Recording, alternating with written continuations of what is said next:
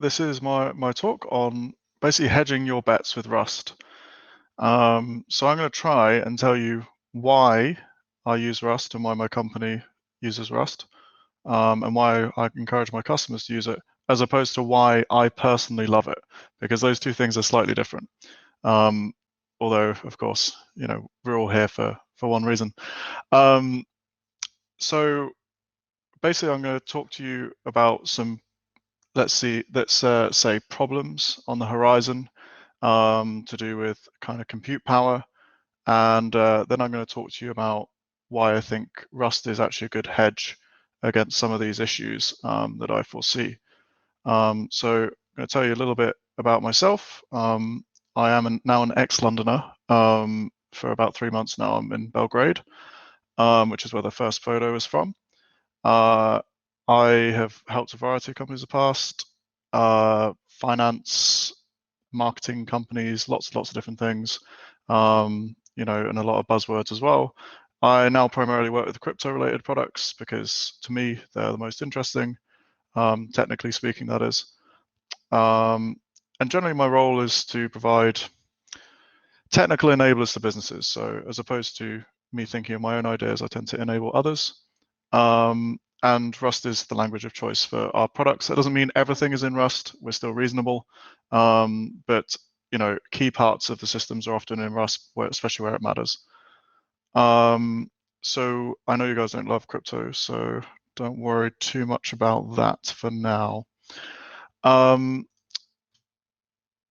premise of this talk is the classic, the only constant in life is change, but in this case, it's relevant to our industry. So we are in an interesting time where there is a lot of supply chain pressure across the world, and this is due to a multitude of things, not just the dreaded C word, but also lots and lots of other compounding issues.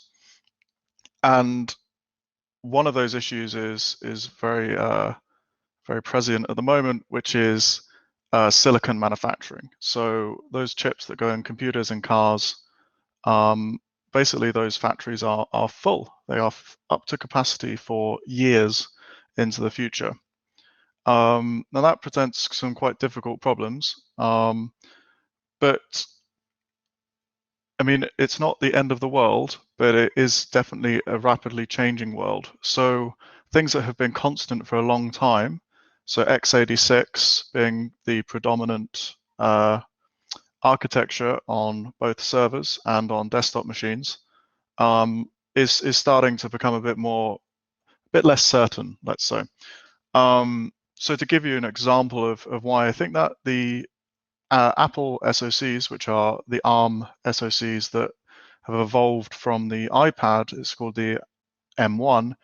The ARM processors Apple producing are increasing. They're 118% a year faster on average, which is very, very significant.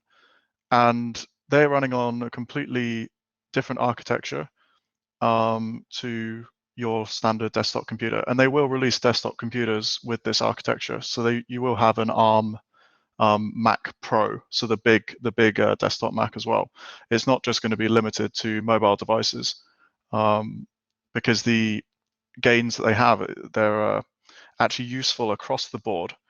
And to give you a further example of that, multiple companies such as Supermicro have produced ARM servers in partnership. So you're talking about like 192 core servers, and they are quite different, and not just in architecture from a instruction set perspective. So at the low level, what you're actually writing on the instruction set side, but also in the architecture of how the process is put together. 192 cores, the way they talk to each other is actually different on ARM than it is on something like an AMD EPYC or an Intel Xeon. So to give you some examples of the kind of pressures, so these were two kind of technical things that are kind of happening. So this is a kind of seismic shift that Apple's accelerated, but has been happening for a while now with things like Raspberry Pis.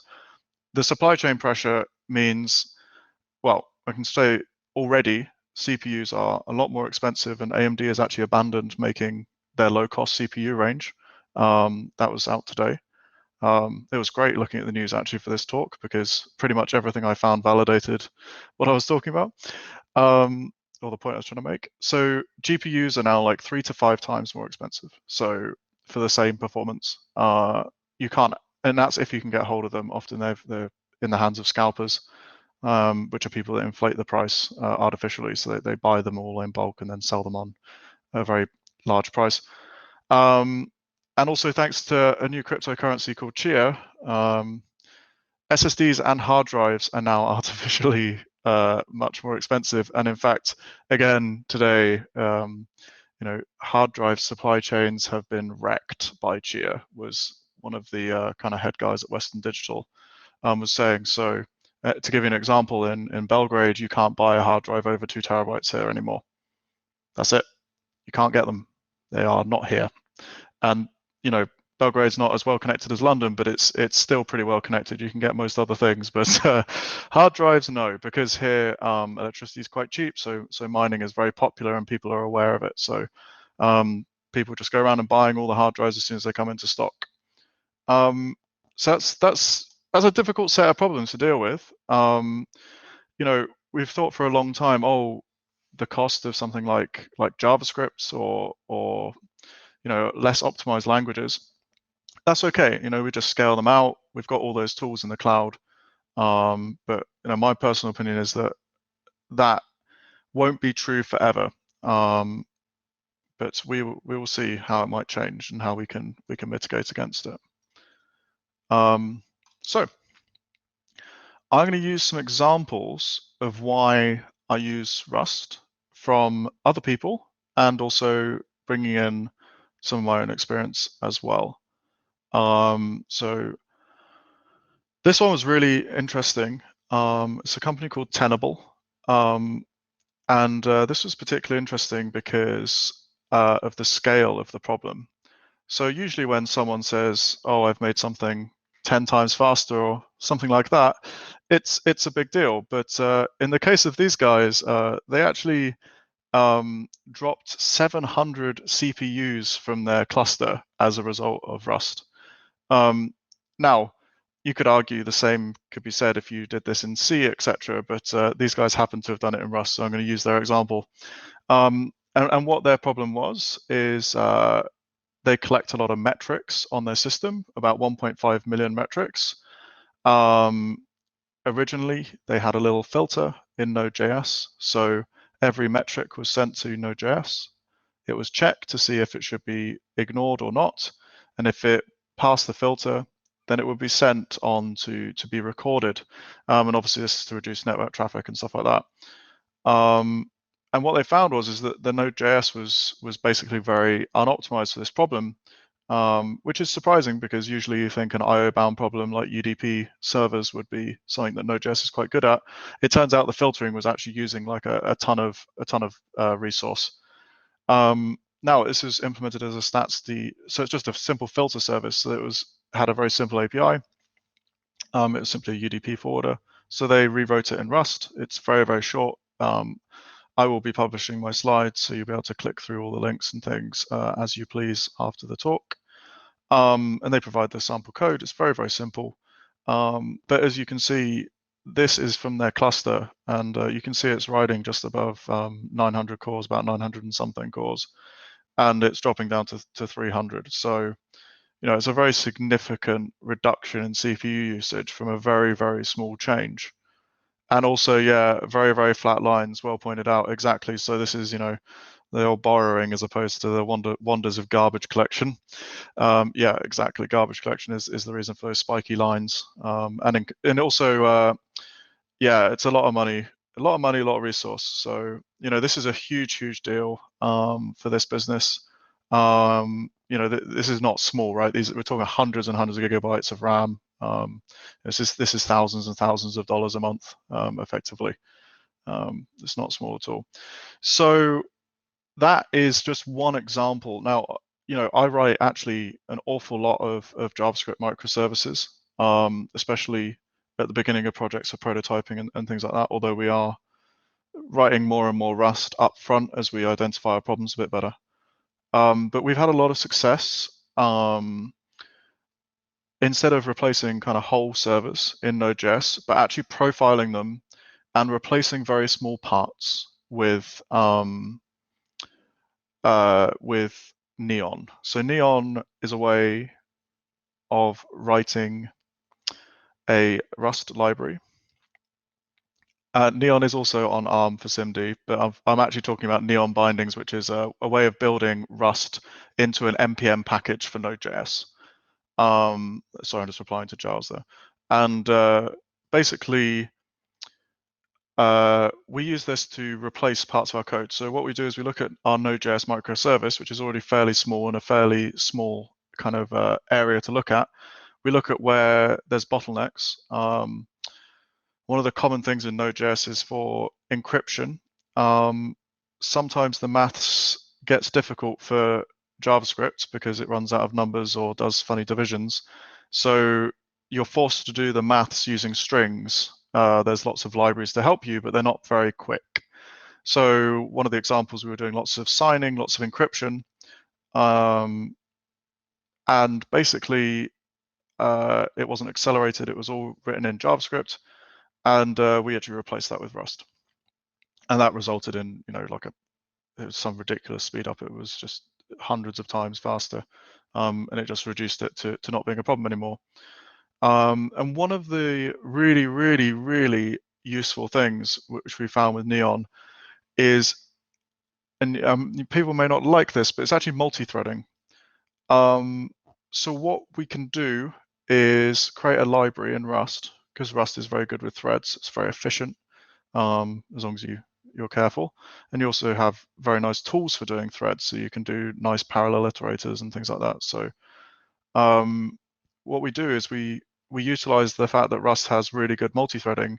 So instead of threading inside Node.js, which is extremely poor and very difficult to use and just generally, it's generally rubbish. Most people do not multi-thread Node.js. They simply just spawn more of them and put load balancers in front of them because it's easier. But this lets us, because we call out to Rust and Rust spawns all its own threads, manages them itself, and comes back to us with the result. So suddenly our Node.js service is pumped full of steroids. It's actually doing really, really well. This was a bit of an accident that we kind of found this out, because we had a library that we by default had some multi-threaded code in, and it suddenly Node.js was able to use all of the processes, which was absolutely brilliant. So those are my two little JavaScript related ones. So Tenable, saving a ton of money and a ton of resource just by switching something very small to Rust. And also Neon, which is a way of writing Node.js libraries in Rust, and has a very, very neat way of kind of piping them and joining them and doing all the build process. It's super, super, super easy. It was 10 minutes to get going. It was no problem at all, and it works just the same as any JavaScript library would work. So yeah, I'm now going to talk about something else, which is another reason that we use Rust. So going back to what I said at the beginning about computing power being a bit of a challenge in the future, and even now being a little bit more expensive. I really, really love these little things. These are called Rock Pis, and they are a Raspberry Pi knockoff, but I love them because they have a full PCIe X4 in the form of an M2 slot. So you can put an SSD on these and use it at full speed. So you can read and write a gigabyte a second on these things, which actually makes them really useful for things like syncing blockchains or anything else that's kind of I/O bound, which is something you can't do with a Raspberry Pi, or at least you couldn't. The modern compute module has a PCIe X1, but it's still very slow compared to this. So I like them because you can build full servers, databases, things like that on these things. Put 4 terabyte SSDs on them, and you've got a reasonable server. Obviously, the CPU is not as strong. But one of the things I was looking at is these have GPUs on them too. Your phone has a CPU and a GPU. Your laptop has a CPU and a GPU on the same silicon, sure, but they are two separate devices, and they can be used simultaneously. So I came across this lovely thing. I mean, I pretty much trawl the Rust Reddit, and this was by Rusty Bamboo, and it was a hash shader. Now, what this gentleman had done is he's written out the SHA-256 verification algorithm for the Bitcoin blockchain, and he's written out in Rust, and then he's compiled it using some tools called Rust GPU by Embark Studios, and it's basically pretty incredible. So it compiles the Rust into a Vulkan compute shader. Now, I know that sounds like a lot of new things, but basically Vulkan is what supersedes DirectX, OpenGL, all these other things for accessing graphics cards. And almost all GPUs support it. And the best thing is, a lot of people like to play games on Raspberry Pis and on their phones and on laptops, even Linux laptops. There's a big investment into getting the GPU stuff up to scratch. But not all of these have OpenCL drivers. And in fact, most of these kind of Chinese dev boards, like these Rock Pis, have very poor driver support. But because there's so much investment in the gaming, we actually can get some benefit from that. So the benefit we have is it supports Vulkan. And now we have a way, using Rust, to produce what are called via SPIRV compute shaders that run on Vulkan. So what does that mean for us? Well, on my laptop, it's not going to be a problem to verify the Bitcoin blockchain. It's going to take a few seconds at most if you're just talking about the Merkle tree. But what if I needed to do something else at the same time, or perhaps the data set was a lot larger and there's a lot more hashing to do? So, my not little laptop, my 8-core laptop is going to potentially struggle. Potentially I won't be able to do things at the same time. If I need to read from the disk or whatever, I'm going to be potentially blocking that if it's a heavy CPU operation. So now I'm going to have to be rescheduling and things like that. So, these things sound like they're not a big deal. And maybe they're not, but it depends how much you're using your computer at that time and how many other things are running on it, especially if you think about cloud environments. But actually, as it turns out, the GPU in my laptop, which is an AMD Ryzen, basically can do this hashing operation in about the same time. It takes about a second. But the CPU usage is 0, so I can do whatever I want with my CPU. So I've effectively doubled my compute capacity in this particular scenario. Now, you may be thinking, oh, well, that's all well and good. Most servers don't have GPUs. Well, okay, for now. They are starting to get accelerator cards, such as Intel Z or XE or Phi, PHI. Those are the two ones that Intel are producing. And there's lots of others. Sometimes servers have GPUs in them, like NVIDIA GPUs for machine learning or whatever as well. So now you can use those from Rust. So this is like another thing. So this isn't just one thing that makes me want to use Rust. It's these things in combination, and also combine it with the ease of cross compilation. And I can run this on my little Rock Pi, Raspberry Pi copies, and it's basically freeing up that CPU. So it's running everything on this little Vulkan GPU. It's not a very powerful GPU, so I mean it takes a lot longer than my laptop does, but that CPU is completely free to do what it needs to do. So for me, that's perfect because that CPU and GPU are not as strong. So now I've really doubled my compute power where it matters. Even things like SSL can be a struggle for a Rock Pi or a Raspberry Pi. And SSL is essential in everything now. If you want to join a cluster on Kubernetes, you're going to be using like MTLS. This is mutual TLS security both ways. This is a really essential thing in the cloud world. Well, okay, well, your Raspberry Pi is priced out of that now because it can't do the encryption. So hopefully people will start porting TLS and all these other things into Vulkan, which Rust will allow them to do relatively easily. there's no need for me to learn a new language. I don't have to learn SPIR-V. I don't need to learn OpenCL or CUDA, and it will run across all of these things. You do need to understand a bit. There's a little bit of annotation as always, but it's not a, you know, it's not a complete learning curve from zero. You still have the supporting tools, you still have the compiler, you still have things that are looking after you. You still have your IDEs. So, you know, it's a really, for me, it's a really powerful thing. So this is my little thing. So this Rust GPU thing is brilliant for some of the stuff I do, and because of gaming, it's enabled on a lot of platforms. I want to see if it works on Android and iOS as well. If you do native stuff, I don't know if it does. I'm not sure what level of access you have to the GPU on those platforms. But that was also one of my next questions on this. So get more from what you got. Well, oh, sorry. Let's get even more. So as opposed to talking about the hardware, let's talk about some software. So Linux is constantly evolving. And one of the things that struck me over the last year, especially having moved to Belgrade from London, you know, now I've got computers all over the place, and I had to build a little VPN. And what struck me was the performance difference between VPN solutions. So one might be OpenVPN, which is a very classic VPN, which was fine, but it kind of topped out at like 500 megabits.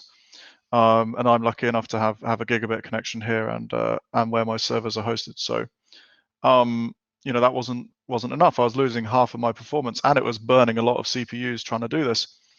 So I tried out some others, and WireGuard was way faster, way faster. It was able to do a gigabit, and it didn't use as much CPU.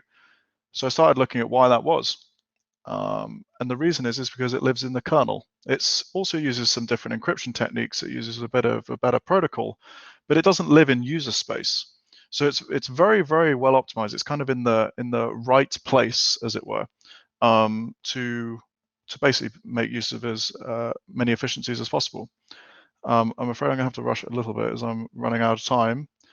Or have I run out of time? Maybe 22:30. I'll try and get through this slide very quickly.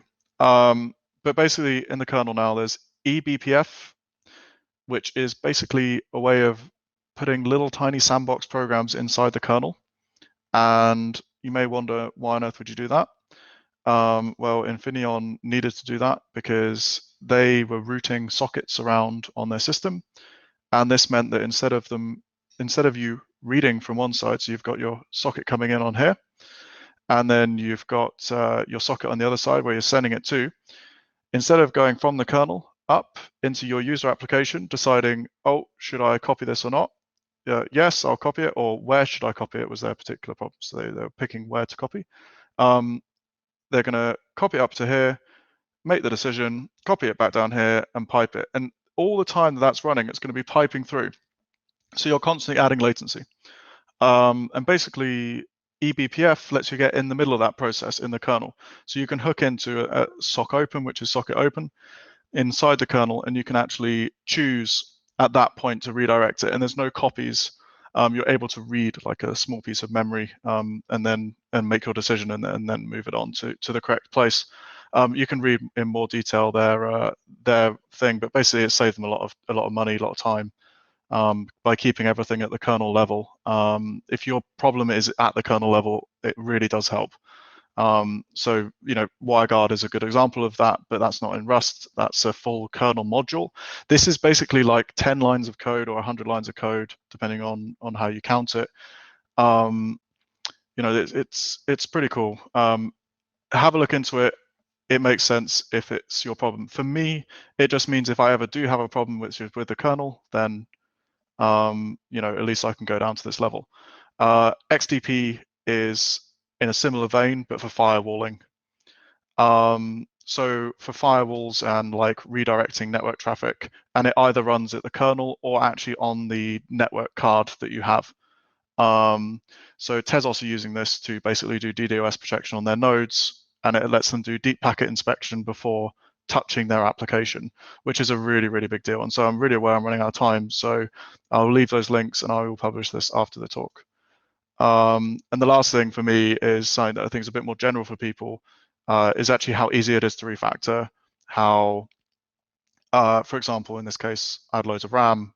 I stopped having as much RAM, so I was able to switch to using temporary files without refactoring any of my code because it's a simple buffered reader. And of course, the rest of the ecosystem, which perhaps I'll have to go into another time.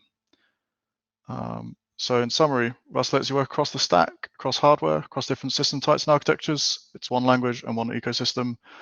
I actually think it does a better job of that than JavaScript ever did or Java ever did. And it's very, very early days. So that's me. And if you want to find me, I'm Yat/love computer money. And yes, you do have to put the emoticons in.